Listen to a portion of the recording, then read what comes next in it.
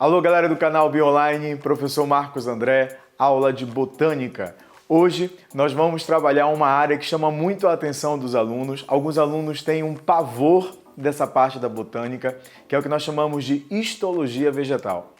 No final da aula de hoje eu tenho certeza absoluta que você vai desmistificar isso e vai olhar para a botânica e para a histologia vegetal de uma forma muito mais tranquila, muito mais simples e vai acertar qualquer questão na tua prova que faça referência sobre esse conteúdo da botânica que todo mundo tem medo, histologia vegetal. Então vem com o Marcos André no canal Bionline e a gente vai discutir sobre isso de uma forma bem tranquila e eu tenho certeza que você vai levar numa boa esse assunto.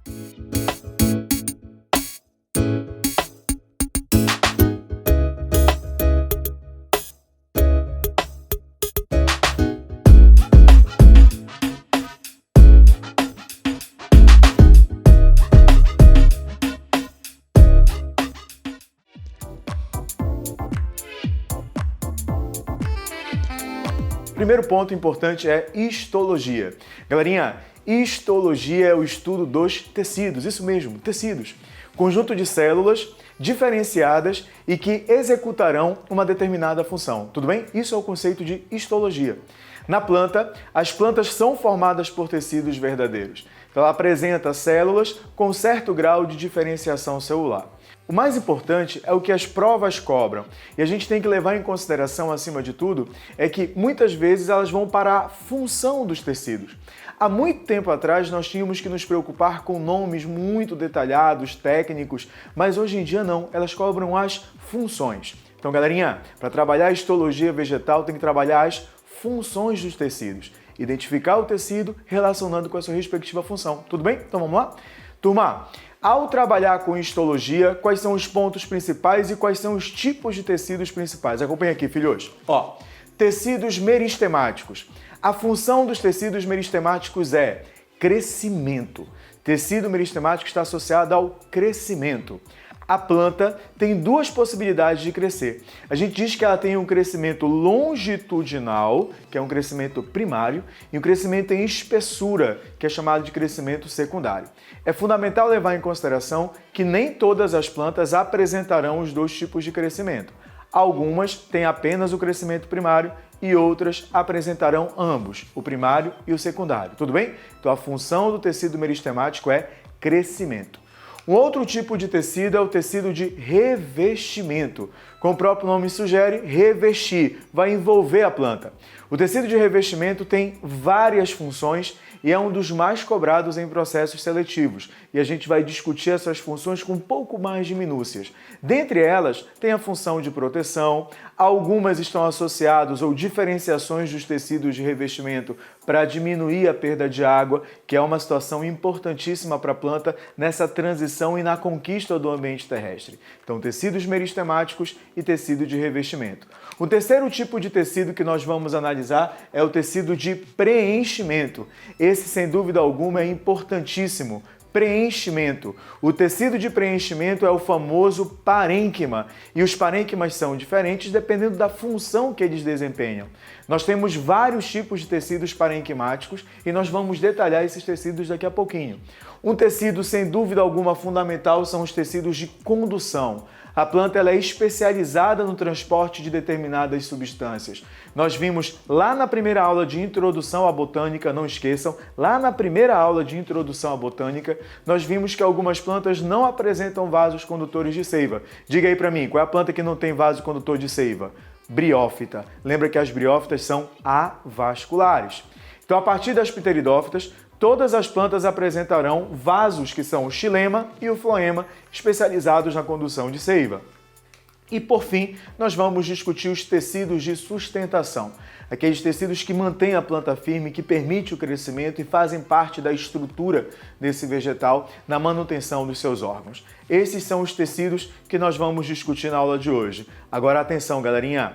Nós vamos trabalhar a identificação e as suas respectivas funções. Esse é o teu principal objetivo para fazer uma boa prova de vestibular. Então vem comigo. O primeiro tecido que nós vamos trabalhar é o tecido meristemático. Aqui na imagem nós temos dois meristemas. E o tecido meristemático, como eu disse, está associado ao crescimento. Meristema é crescimento. Então, quais são as características desse tecido? A primeira é formado por células que apresentam uma parede extremamente fina, delgada e com intensa capacidade de divisão mitótica. Lembra que o crescimento de um organismo está associado à multiplicação da célula, bem como também ao aumento do volume da célula. E se eu falo em multiplicação, eu tenho que trabalhar com sucessivas divisões mitóticas. Essa é uma característica associada às células que fazem parte do tecido meristemático. Uma outra característica dos meristemas é que ele é dividido em dois tipos. E quais são os dois tipos? Meristema primário e meristema secundário. Então, o meristema primário ele está relacionado a um padrão de crescimento, que é o crescimento em altura. Esse meristema primário ele é caracterizado por células localizadas em estruturas chamadas gemas. No caule, nós vamos observar essas gemas no ápice caulinar e na região lateral. Por isso, são chamadas de gemas apicais e gemas laterais. Nas raízes, nós vamos encontrar essas gemas numa região subapical. O que chama a atenção no caso das raízes é que essa gema subapical ela é protegida por um tecido bem espesso e esse tecido bem espesso é denominado coifa. Então, a coifa é um tecido de proteção do meristema apical da raiz. Então, guardem, coifa é um tecido de proteção do meristema apical da raiz. Tudo bem? Galerinha, então vimos que os meristemas podem ser primários e secundários e o meristema primário determina o crescimento em altura, o crescimento longitudinal. Agora há uma situação importante. O meristema secundário ele já determinará o crescimento em espessura. Correto? O crescimento em espessura. E ele é basicamente representado por dois tipos de meristemas secundários, o câmbio e o felogênio. O câmbio vai formar para fora o floema e para dentro o xilema, que são os vasos condutores. O felogênio, para fora, vai formar o súber, para dentro vai formar a feloderme, que é um tecido de revestimento. Perceba que dessa maneira, o caule, por exemplo, cresce em espessura, o que caracteriza o que nós chamamos de crescimento secundário e é determinado pelo meristema secundário. Então, fechando, meristema primário determina o crescimento em altura e o meristema secundário determina o crescimento em espessura. Galerinha, acompanhe o raciocínio. Vamos supor que um casal inscreva um coração no caule a 1,5 m de altura em relação ao solo. Daqui a 10 anos, esse casal volta para encontrar essa árvore e verifica que ainda lá está, a inscrição do coraçãozinho que eles fizeram há 10 anos atrás. Qual é a altura em relação do solo que vai estar presente essa inscrição? Diz aí para mim. 1,5 m, perfeito. Não há alteração porque o crescimento do caule é da ponta para cima. Agora, provavelmente, esse coração vai estar perfeito ou vai estar todo contorcido, distorcido? Distorcido. Por quê? Porque eu tenho, neste caso, o crescimento secundário. Então, a altura em relação ao solo não muda, porém a forma vai alterar em função do crescimento secundário. Galerinha, um ponto importante. Quem tem crescimento secundário? Gimnospermas e angiospermas dicotiledôneas. As monocotiledôneas apresentam apenas crescimento primário, então fique atento nessa dica. Agora, um ponto importante para a gente analisar, pessoal, é o tecido de revestimento. Então, atenção redobrada. Tecido de revestimento nós temos como principal característica, ou tipo principal, a epiderme. Todas as plantas apresentarão a epiderme, formada por uma camada bem fininha de células, cuidado com esse detalhezinho. A grande maioria é destituída de cloroplastos e a função desse tecido é literalmente fazer o revestimento do vegetal. Só que o que chama a atenção nas plantas é que na epiderme nós vamos ter especializações.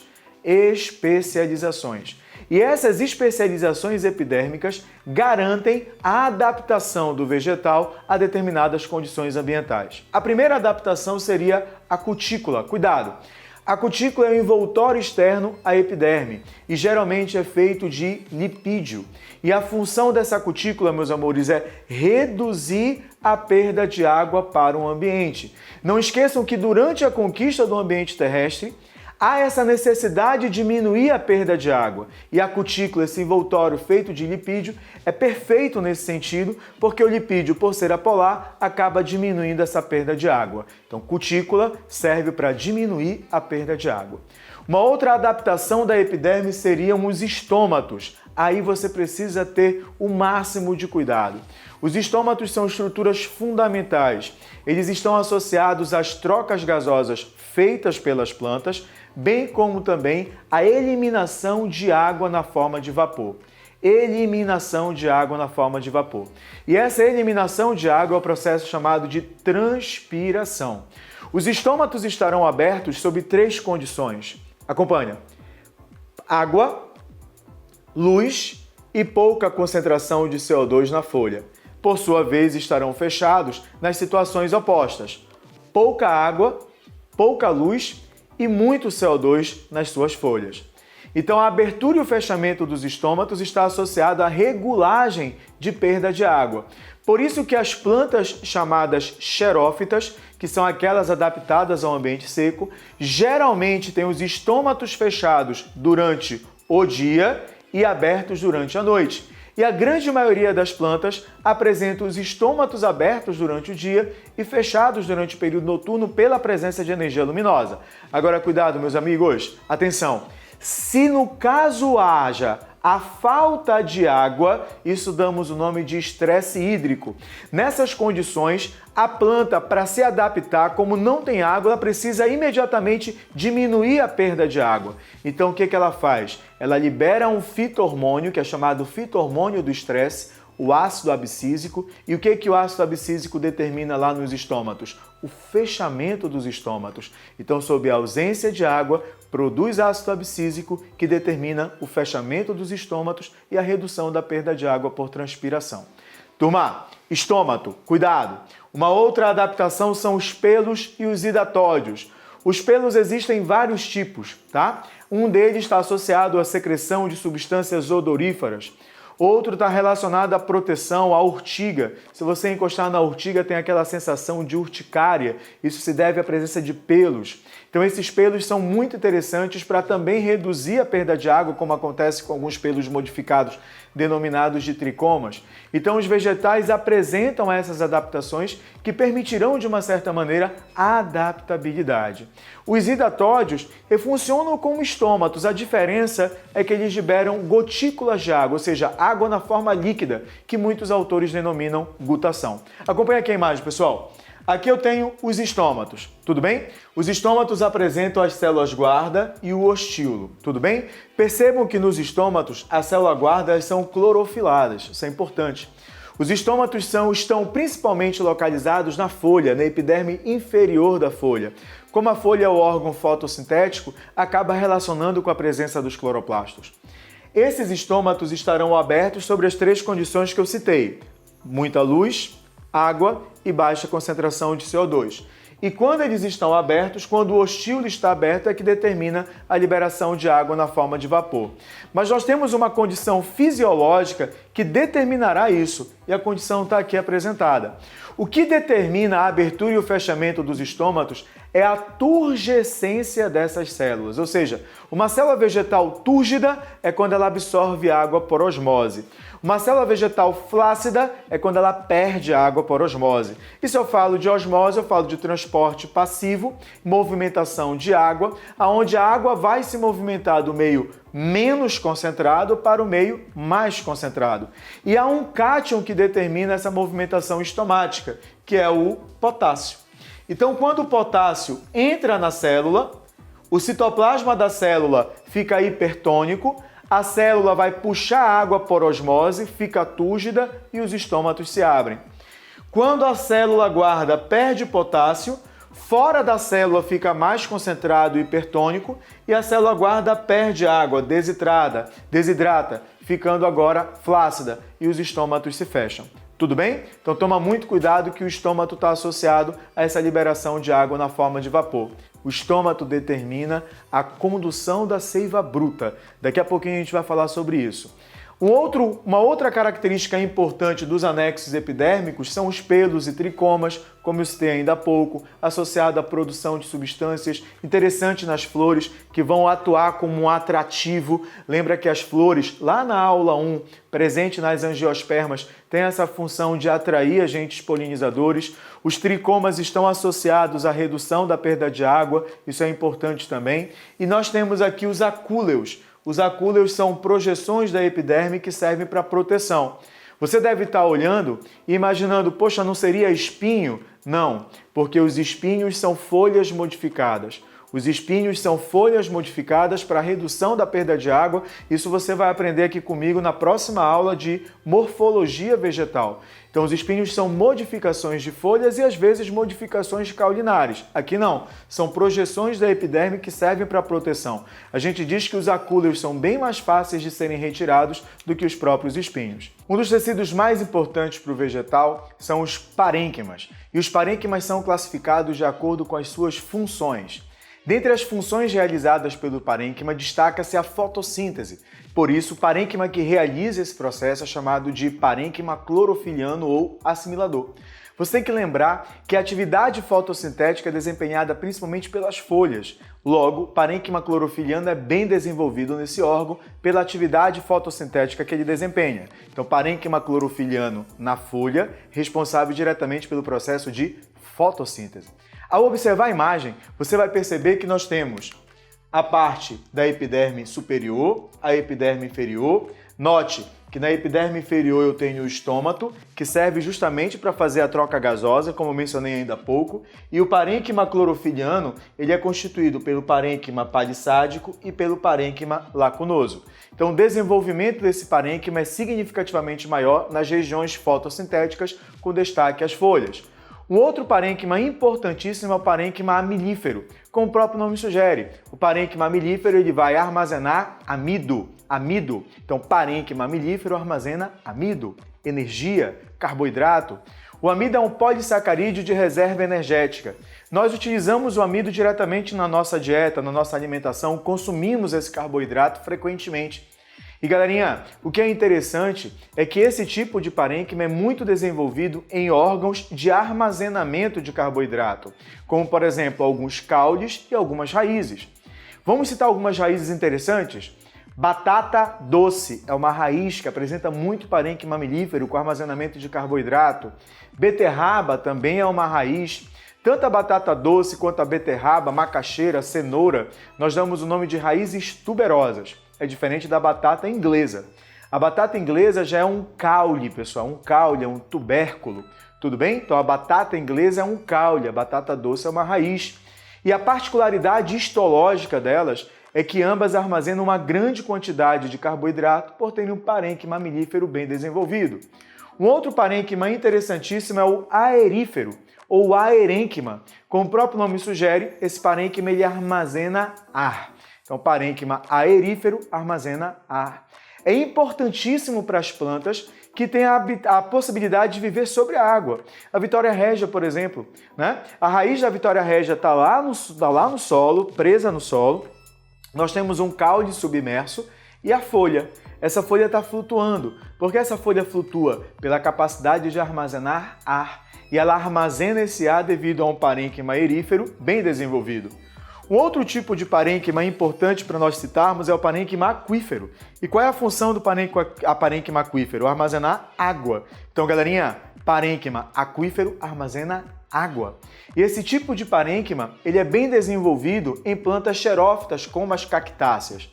A gente diz que o caule da cactácea, o caule do cacto, ele é um caule aéreo chamado de cladódio.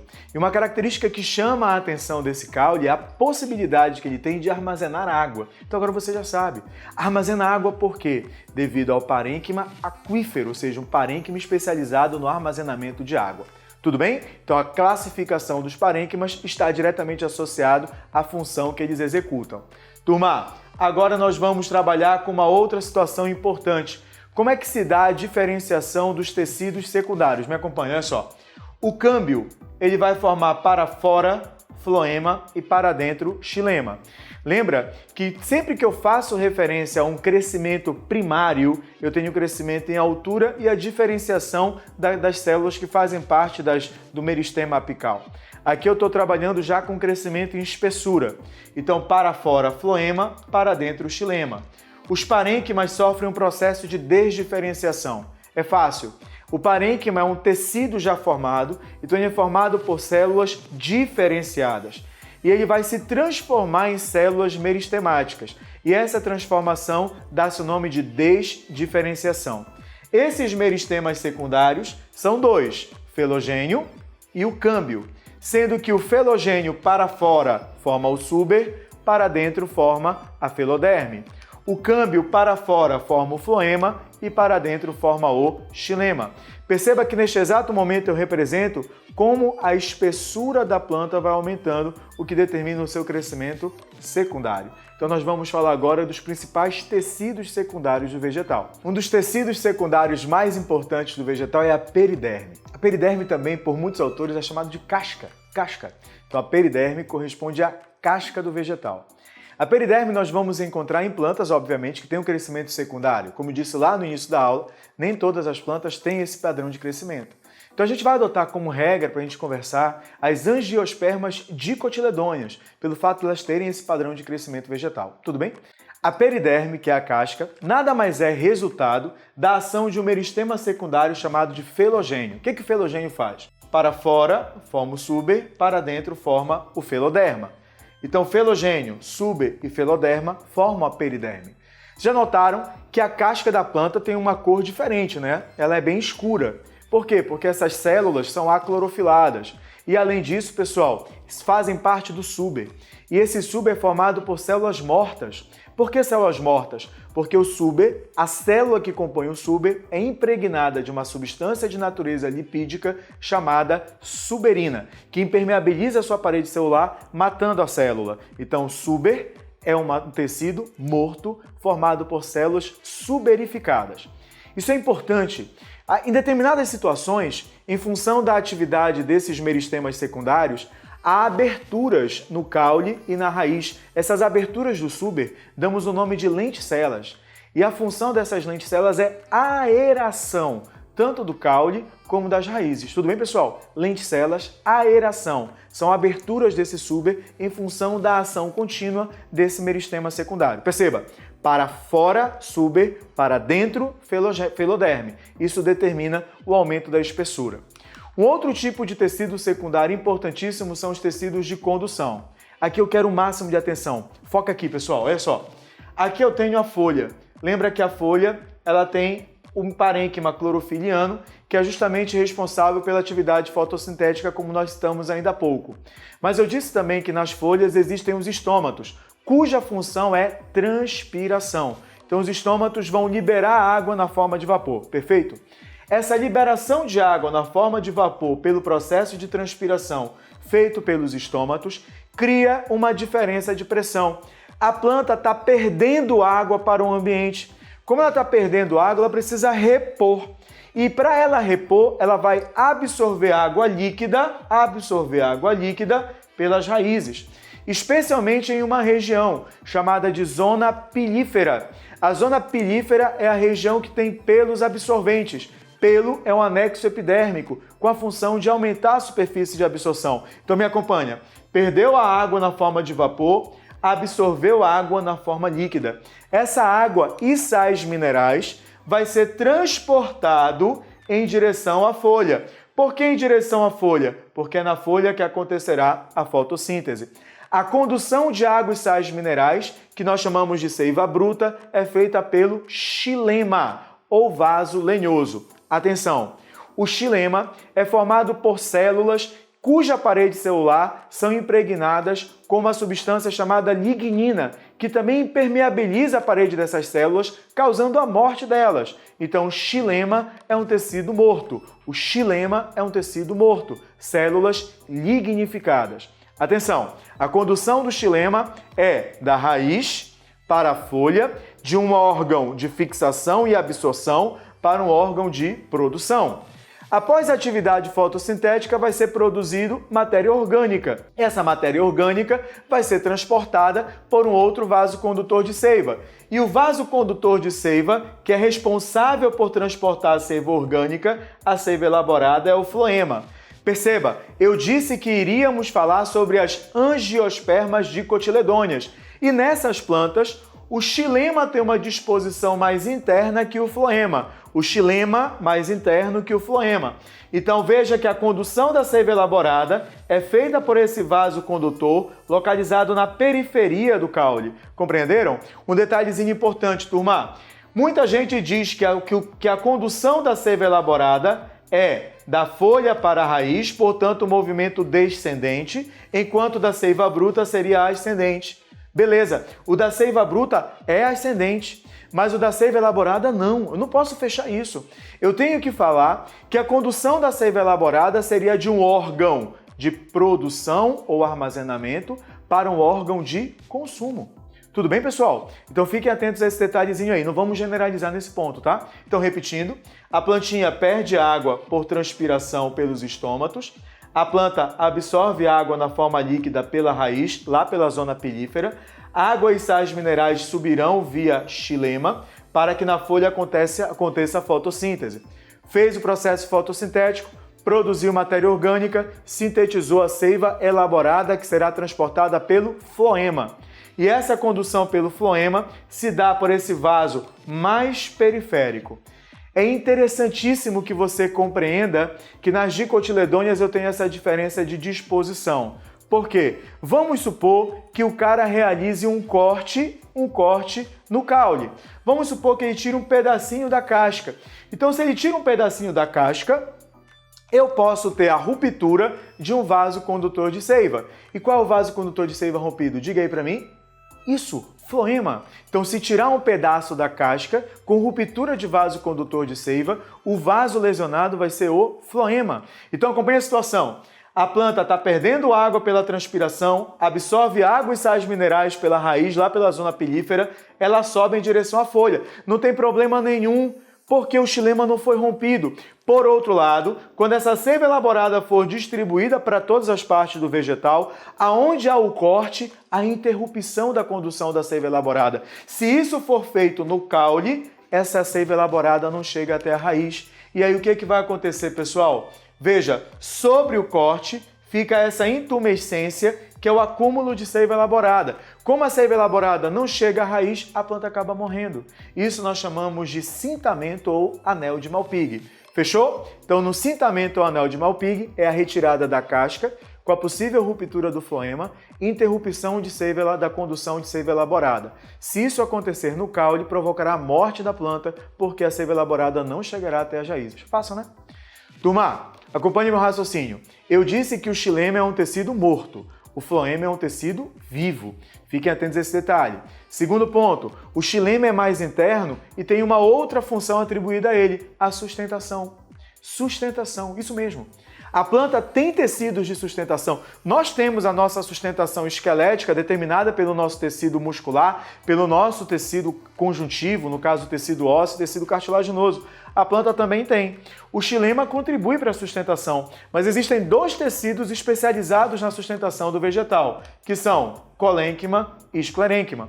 O colênquima são fibras curtas, mais flexíveis, cuja parede celular tem muito reforço de celulose. O esclerênquima, por sua vez, são fibras mais longas, células altamente resistentes, com impregnação de lignina. É a segunda vez que eu falo de lignina. Eu falei de lignina lá no xilema e estou falando de lignina agora. E qual é a característica dessa substância? Impermeabiliza a parede celular. Ora, Marcos, se impermeabiliza a parede celular, significa dizer que esses tecidos são mortos. Verdadeiro, pessoal. Então, o colênquima é um tecido vivo, o esclerênquima é um tecido morto, e ambos participam da sustentação do vegetal. Agora, galerinha, como é que a gente pode fechar isso? Aqui no BioOnline, olha como a gente fecha a nossa aula, ó. Exercício. Exercitar, colocar em prática. Então acompanha aqui, ó. A figura abaixo ilustra o movimento da seiva xilêmica em uma planta. Opa, xilêmica. Beleza. Seiva xilêmica. Seiva xilêmica é a seiva transportada pelo xilema. E qual é o tipo de seiva transportada pelo xilema? Seiva bruta. Então não esqueçam que a seiva bruta é transportada em função do processo de transpiração realizado pelas folhas. A folha libera água na forma de vapor, a planta absorve água líquida, tá, do solo, e a seiva bruta vai ser conduzida pelo xilema até as folhas para que aconteça o processo de fotossíntese. Já colocamos a situação problema. Vamos agora para o enunciado. Mesmo que essa planta viesse a sofrer a ação contínua do vento e sua copa crescesse voltada para baixo, essa seiva continuaria naturalmente seu percurso. O que garante o transporte dessa seiva? O que determina o transporte da seiva bruta, pessoal? O que determina o transporte da seiva bruta é a liberação de água para o ambiente na forma de vapor. E o que é a liberação de água na forma de vapor? Seria a transpiração. Então, olhando as alternativas possíveis, olha a letra que você marca. Letra E. Fácil, né? Muito fácil. Galerinha, hoje nós vimos histologia vegetal, mas não esqueçam de assistir a aula de reprodução vegetal e de introdução à botânica que já estão aqui no canal. Tudo bem? Assistam as videoaulas do Bio Online, curta as nossas videoaulas, indiquem para os amigos e vamos trabalhar juntos para fazer uma excelente prova de vestibular.